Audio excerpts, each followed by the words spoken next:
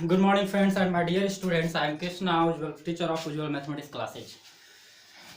जैसा कि आप जानते हैं कि लॉकडाउन का स्थिति अभी बना हुआ है और आगे भी चलता ही रहेगा, क्योंकि इस वैश्विक महामारी जो है आपका कोरोना, इससे बचने का फिलहाल कोई वैक्सीन तैयार नहीं हो पाया है, जान ही रहे हैं।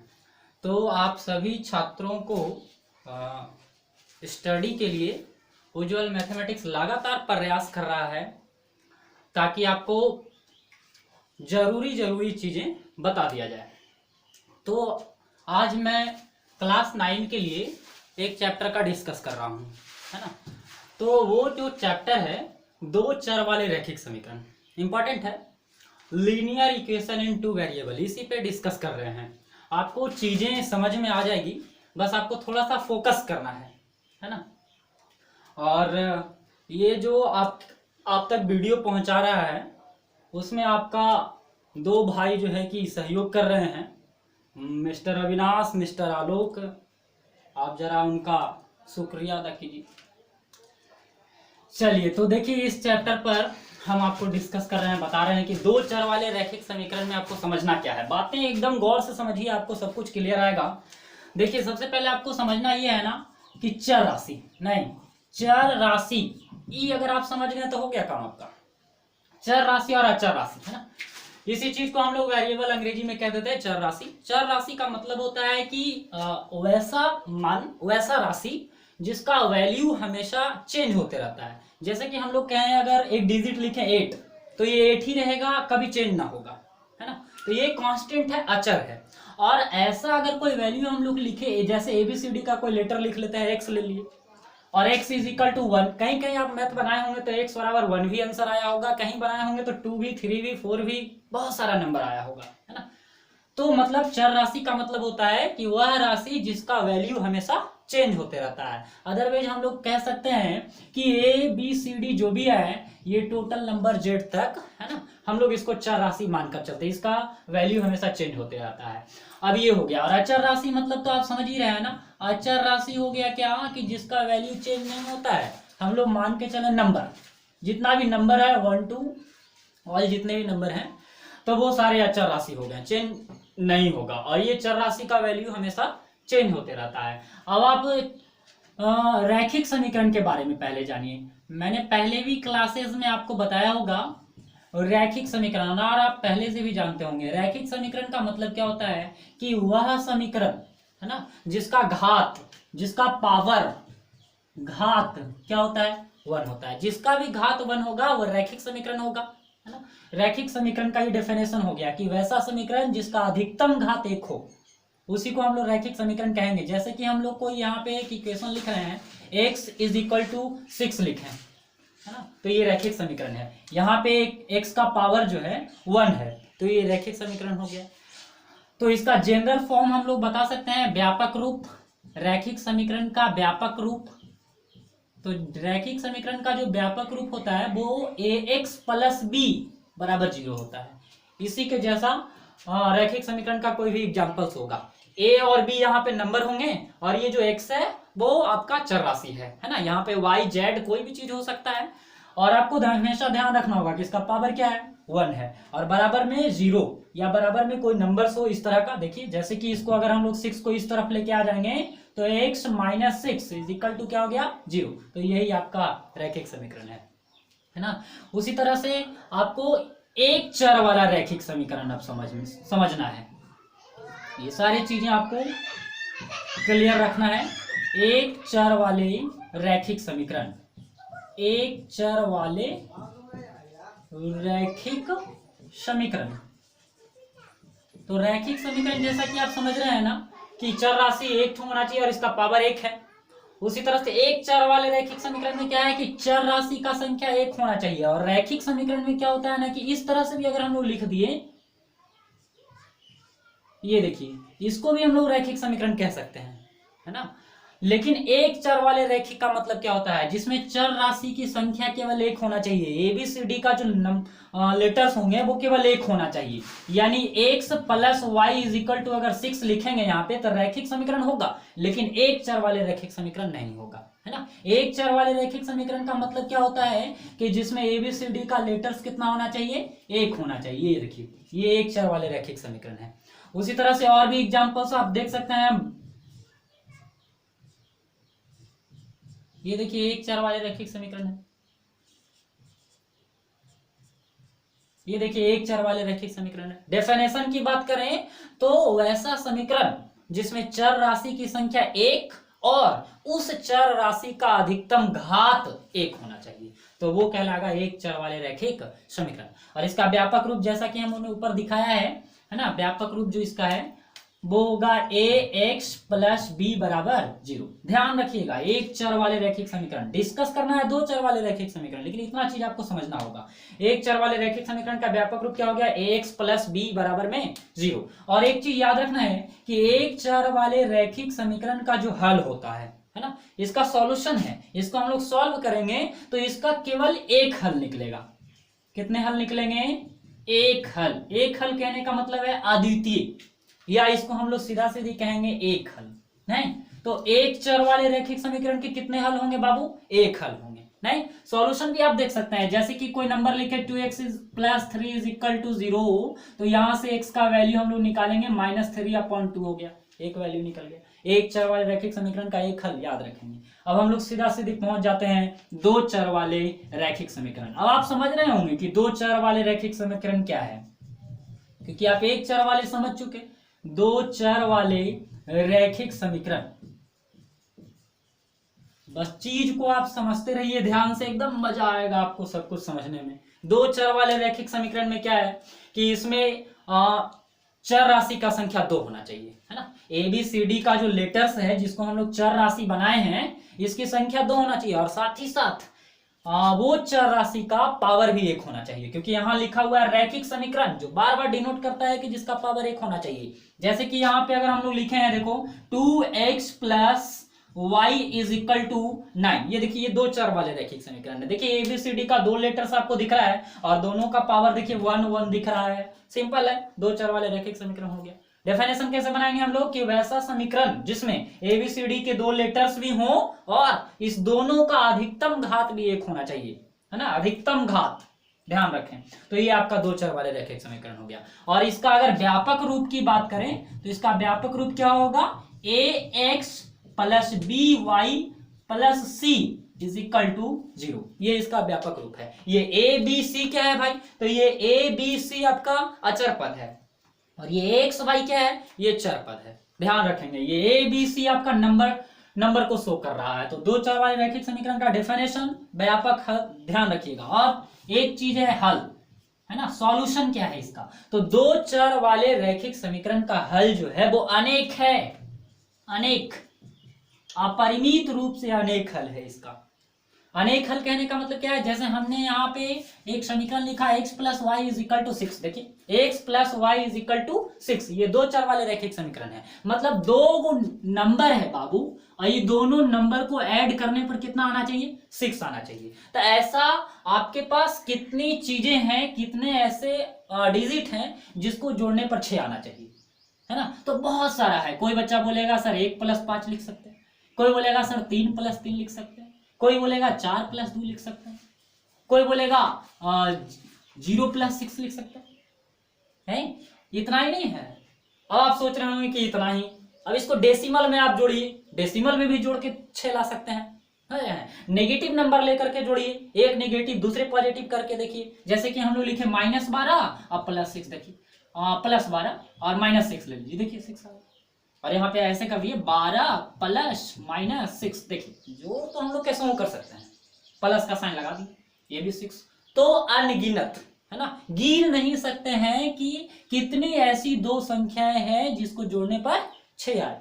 तो अब आप एकदम बढ़िया से समझ चुके होंगे कि दो चर वाले रैखिक समीकरण का हल क्या होता है, अनेक होता है। और एक चर वाले रैखिक समीकरण का कितना हल होगा बाबू, एक हल होगा, जिसको हम लोग क्या बोलते हैं, अद्वितीय बोलते हैं, है ना। तो ये दो चर वाले रैखिक समीकरण का ये आपका थ्योरेटिकल समाप्त हो गया। अब हम आपको कुछ क्वेश्चंस बता रहे हैं। देखिए ज्यादा नहीं समझा रहे हैं क्योंकि ये जो वीडियो बना रहे हैं हम क्लास 9 के लिए बना रहे हैं स्पेशल।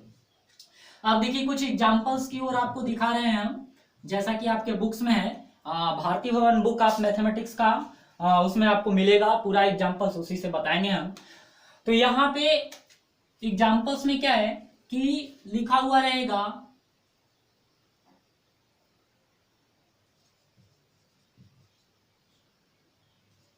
प्रत्येक रैखिक समीकरण को ax plus by plus c बराबर 0 के जैसा निरूपित करें और a b c का मान बताएं। बाबू एकदम इजी क्वेश्चन है। अब यहां पे कोई क्वेश्चन है x is equal to 6, y plus 3 is equal to 9, 3y plus 2x is equal to 4। मैंने 3 क्वेश्चंस लिया है।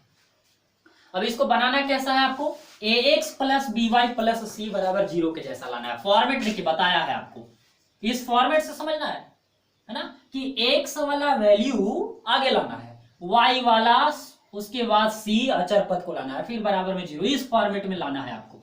तो जैसा कि क्वेश्चन 1 को हम सॉल्व कर रहे हैं, देखिए ये वाला x वाला देखिए x बराबर 6 है ना। तो इसमें क्या कह रहा है ना, आपको इस फॉर्मेट में लिखना है। तो सबसे पहले जो क्वेश्चन का फॉर्मेट रहेगा उसको आप सिंपली लिख लीजिए। देखें एकदम आसान है, देखिए लिख दिया, आप भी लिख दीजिए ax plus by plus c बराबर 0। यहाँ पे जो भी फॉर्मेट हो, बार बार चीजें को समझिए, यहाँ पे जो फॉर्मेट हो उसको आप लिख लीजिए। उसके बाद देखिए यहाँ पे देखिए क्या है, यहाँ पे x है ना, तो x के x लिख दिए सिंपल, ये x हो गया। अब इसमें तो y है ही नहीं, तो y जब ना हो तब हम लोग क्या करेंगे, प्लस इस b को देखिए, इस b के जगह पे 0 लगा लिए और इंटू क्या लिख दिए y, 0 में y से गुना करेंगे क्या हो जाएगा, 0 हो जाएगा। अब देखिए ये 6 जो इस तरफ दिख रहा है आपको, इसको इस तरफ लेकर के आएंगे तो क्या हो जाएगा, माइनस में 6 और बराबर में क्या हो गया, 0। अब देखिए ये ऊपर वाले फॉर्मेट के जैसा हो गया, ये x हो गया, ax हो गया, ये by हो गया, ये c हो गया, बराबर में 0 हो गया है। और ये क्वेश्चन पे भी देखिए, इस ये वाला जो क्वेश्चन है और ये जो हम लोग चेंज करके लिखे हैं, ये दोनों में कोई डिफरेंस नहीं है। यहाँ भी x बराबर 6 है, यहाँ भी x बराबर 6 है, बस आपको देखने का जो तरीका थोड़ा बदल के देखिए। ये तो पूरा फंक्शन 0 हो गया, ये माइनस में 6 उधर चल जाएगा प्लस में, दोनों बराबर हो गया। बस हमको करना क्या था कि इस फॉर्मेट में लिखना था, लिख दी। अब ए बी सी का मान बताइए, ये तो देखिए ये हल्का है, इसके बगल में देखिए, इसके बगल में क्या है, a है, तो इसके बगल में यहाँ क्या है, 1 है, छुपा हुआ है ना, तो a के जगह पे क्या छुपा हुआ है बाबू, 1। ओके, यहाँ देखिए यहाँ b है, तो इस b के जगह पे क्या है, 0 है, तो b इज इक्वल टू क्या हो गया, 0। यहाँ देखिए c है, तो c के जगह पे क्या है, -6। देखें काम क्लियर है आपका। उसी तरह से इसको देखिए, समझिए, y प्लस 3 बराबर क्या है बाबू, 9 है। तो चलिए पहले 9 को ही इधर लेके आ जाते हैं, तो y plus 3 minus 9 is equal to 0। तो y minus 6 is equal to कितना हो गया, 0 हो गया। 9 में से 3 घटा दिए तो माइनस में बचेगा ना, क्योंकि माइनस वाला नंबर क्या है, बड़ा है। चलिए देखते हैं अब इसको किस फॉर्मेट में बदलना है, ax plus by plus c के रूप में बदलना है ना।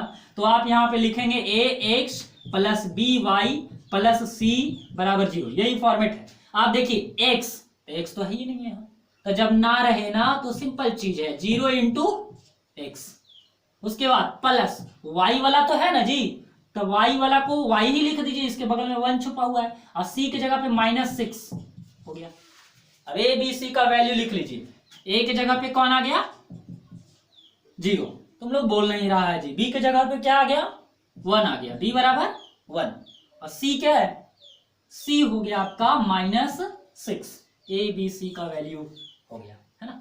तो आपको करना क्या है, सारे का डेफिनेशन बना लेना है, एग्जाम्पल समझ लेना है, और pause the video, noted down. इसके बाद हम आपको आगे भी समझा रहे हैं, ध्यान रखिए।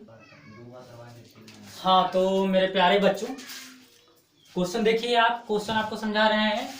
भारतीय भवन का जो बुक है ना, उसमें आप पेज नंबर 120 निकाल लीजिएगा और एग्जांपल नंबर 2 बता रहे। एग्जांपल नंबर 1 आपको क्लियर कर दिया। 2 में देखिए a का मान ज्ञात करें, जबकि x = 2 y = 1 है ना। समीकरण 2x + 3y = a का एक हल हो और x - 4y = a का एक हल हो। एकदम वेरी सिंपल है। तुरंत क्या कीजिएगा अपना सॉल्यूशन में कि a का मान निकालना है। किसका मान निकालना है? a का। x का वैल्यू कितना दिया हुआ है? 2। y का वैल्यू कितना दिया हुआ है? 1। पुट कर दीजिए ना जी समीकरण 5 में। है क्या चीज? कुछ नहीं है। 2x + 3y = क्या हो गया? a। तो x का वैल्यू और y का वैल्यू इसमें पुट कीजिए। 2 के 2 और x का वैल्यू 2। इतना हल्का क्वेश्चन। y का वैल्यू 1 = a। काम हो गया खत्म। 2 दूनी 4 3 7। a का मान कितना हो गया? 7। सेकंड वाला को देखिए। सेकंड भी वैसा ही।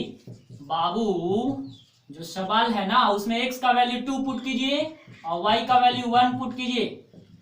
2 - 4। जानते ही हैं कि 2 में से 4 घटा देंगे तो कितना आ जाएगा? -2। a का वैल्यू निकल गया। यहां देखिए एग्जांपल नंबर 3 में लिखा हुआ है कि 4 हल लिखिए। 4 के आप लाख हल लिख सकते हैं, बस आप चीज को समझिए। अब बहुत सारा एग्जांपल है इसमें, 3 नंबर में बहुत सारा क्वेश्चन है। 4 हल लिखिए। तो आपको करना क्या है कि दोनों चर राशि में किसी एक के वैल्यू को लिखना है। यहाँ पे लिख लीजिए x = 0 रखने पर, x = 0 रखने पर हर क्वेश्चंस में जहां हल निकालना हो उसमें आप यही शुरू कीजिएगा x = 0 रखने पर। तो x के जगह पे अगर 0 रखेंगे तो क्या होगा बताइए आप ही लोग। 0 रख दिए ना जी, तो 0 रख दिए तो ये तो पूरा फंडामेंटल 0 ना हो गया। किसी भी अंक के साथ अगर 0 लग जाए तो उसको एकदम पूरी तरह से बर्बाद कर देता है, 0 ला देता है। समझे? तो बच क्या गया? y = 7।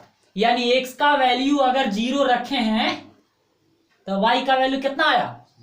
7 आ गया। एक हल निकल गया। देखे ना। अब अगर दूसरा हल निकालना चाहते हैं आप तो x = 1 रख दीजिए। ये जरूरी न है कि x = आप 0 और 1 ही रख सकते हैं। दुनिया का कोई भी डिजिट आप रख सकते हैं x के जगह पे, चाहे वो कोई भी हो। तो अब अगर सवाल यही है तो 2 × कितना हो जाएगा? 1 हो गया x के जगह पे। अब प्लस में क्या है? y = कितना हो गया? 7। 2 को 1 से गुना कीजिए, मल्टीप्लाई करके उधर डायरेक्ट सब्ट्रैक्ट कर दीजिए। तो y = कितना हो गया? 5 हो गया। तो हम लोग लिख सकते हैं कि x = 1 रखने पर। अच्छा एक चीज आप लोग बताइए जी कि हम x से वाला 1 काहे रख रहे हैं, आगे काहे लिख रहे हैं? y वाला 5 काहे नहीं लिख रहे हैं? याद कीजिए, हम आपको पहले निर्देशांक ज्यामिति पढ़ाए थे, कोऑर्डिनेट ज्योमेट्री में। तो हम आपको बताए थे कि x का वैल्यू पहले लिखा जाता है और फिर y का वैल्यू लिखते हैं। ये सब पूछे वाला सवाल नहीं है। चलिए हो गई। तीसरा समीकरण कैसे निकालें? तीसरा हल कैसे निकालेंगे? x = 2 रख लीजिएगा। उसी तरह से x = 3 रख लीजिएगा। नहीं, इसी तरह से आपको क्वेश्चन नंबर 3 को कंप्लीट कर लेना है। आप देखिए हम आपको कुछ एक्सरसाइज में बता रहे हैं, है ना। एक्सरसाइज 5 है और इसमें क्वेश्चन नंबर 1 में कुछ फिलअप है वगैरह, हम आपको बता रहे हैं किताब से। देखिए समझ लीजिए बात को। तो आप किताब निकाल सकते हैं पेज नंबर 1 to 2 में, है ना। और यहाँ पे प्रश्नावली 5 का ए में बहुत सारा क्वेश्चन है, आप इसको डील कीजिए एकदम बढ़िया से। जैसे कि नंबर 1 में लिखा हुआ है 1 का ए में रिक्त स्थान है, रिक्त स्थान को आपको भरना है। तो 1 का ए बी से लेकर के आप जे तक बना सकते हैं। एक चर वाले रैखिक समीकरण का हल क्या होगा, 2 चर वाले रैखिक समीकरण के कितने हल होंगे, है ना। और सी में लिखा हुआ है कि समीकरण 2x + 5 = 0। तो सॉल्यूशन करके x का मान किसको नहीं निकलने आता है जी? अभी तो बताए थे। तो ऊपर में x = -5/2 हो जाएगा। सी हो गया। डी में लिखा हुआ है, सी डी आपको सारा बता रहे हैं। डी में लिखा हुआ है कि x + 7 = 0, है ना। x + 7 = 0। तो पूछ रहा है कि इसको पहले आप कन्वर्ट कीजिए, ax + by + c = 0 के रूप में कन्वर्ट कीजिए और y का गुणांक बताइए। तो एकदम सिंपल है, हम आपको पहले ही बताए थे एग्जांपल्स में। x वाला तो वैल्यू है ही है ना जी, और y तो इसमें दिख नहीं रहा है। तो क्या करेंगे? क्या करेंगे? 0 × y लगा देंगे जब y नहीं है तो। अब प्लस में 7 है, बराबर में क्या हो गया? 0। y का गुणांक पूछ रहा है, कह रहा है कि सवाल में कि y का गुणांक क्या है बताइए। तो y का गुणांक क्या है? तो आंसर क्या हो गया? खत्म हो गया जी। उसके बाद देखिए डी में लिखा हुआ है, ये डी ही था। ई में लिखा हुआ है, बहुत सारा क्वेश्चन है। 2 6 हल दिया हुआ है, 2 6 3 5 4 4 समीकरण खाली डैश के 3 हल हैं। आपको बताना है कि ऐसा कौन सा समीकरण लिखेंगे कि जिसमें ये दोनों वैल्यू रखने पर सुटेबल आंसर आ जाए सारे का। जैसे हम लोग यहाँ पे लिखे एक्स और वाई के रूप में, मान लेते हैं यहाँ पे लिख दिए एक्स प्लस वाई बराबर में क्या 8। सारे को जोड़िए, देखिए 6 और 2 कितना हो रहा है, 5 और 3 कितना हो रहा है, 4 और 4 कितना हो रहा है। आपको पता है ना जी कि ये सारे वैल्यू एक्स का है, और ये भी पता है ना कि ये सारे वैल्यू वाई का है।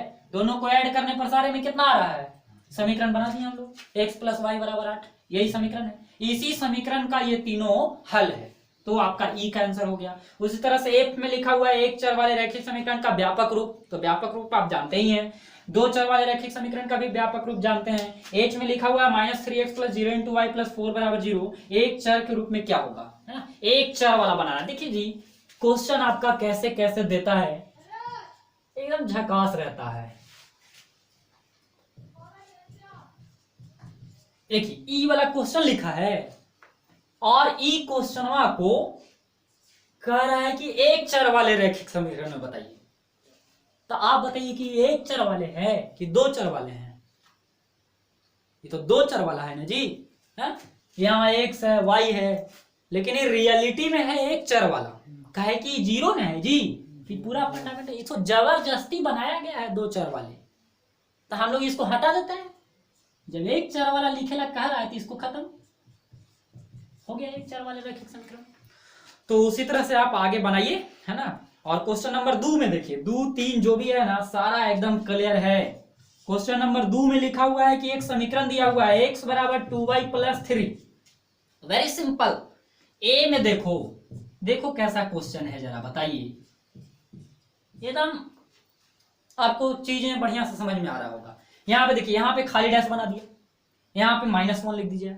आप बताइए कि ई वाला x कहलाता है ना जी, ई वाला क्या कहलाता है, y। तो y बराबर कितना दिया हुआ है, -1। तो y का वैल्यू एकरा में -1 रख सकते हैं ना, तो x का निकल जाएगा, और जो निकलेगा वो आंसर। नहीं समझे, नहीं समझे तो देख लीजिए थोड़ा सा। x के x हो गया, 2 के 2 हो गया, y की जगह पर -1 रख दिए, प्लस में 3 हो गया, -2 + 3 1 भरा गया। x का मान निकल गया, y वाला वैल्यू रख दिए तो x का मान निकल गया। कहीं कहीं ऐसे रहेगा, x का वैल्यू दिया हुआ रहेगा, y का निकालना रहेगा, तो क्या प्रॉब्लम है, x की जगह पे 8 रख देंगे, वो y का वैल्यू निकाल लेंगे तो निकल जाएगा। उसी तरह से क्वेश्चन नंबर 3 में सारणी में बनाया हुआ है, x का वैल्यू दिया हुआ है, y का निकालना है, आप निकाल लीजिएगा। क्वेश्चन नंबर 4, 5, 6 आप पूरी तरह से बना सकते हैं। ठीक है, तो आप आगे इस तरह से चैप्टर को बनाते रहिए। तब तक के लिए धन्यवाद। Watching the video, like subscribe, लोगों में शेयर करते रहिए, है ना। और फिर हम पुनः दूसरे वीडियो लेकर आपके लिए आएंगे। धन्यवाद।